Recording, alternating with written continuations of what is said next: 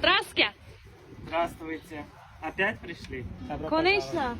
Ходят слуха, что у тебя появился этот корейский еда. Вот Какая? такой. пожаловать. Что это за вот такой корейский? Вот так плавает.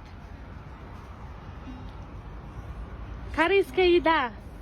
Палочка кушаешь. Креветки, что ли? Креветка, да. Креветки завтра будут. Завтра приходить. Нет, сейчас достань. Но у нас сейчас нету. Завтра привезут. У нас нету сегодня. Почему? Потому что мы не знали, что приходит сегодня. Как? Вот так. Ну мне тогда давай шаурмания. Шаурмания нету у нас, к сожалению. Что есть у тебя? Есть бургеры. Бургер давай. Какой бургер? Гамбургер. Гамбургер. Гамбургер дай. Гамбургера у нас нету. Это издевательство. Начальника позови. Мне продай, я голодная. У меня вот таких нету этих.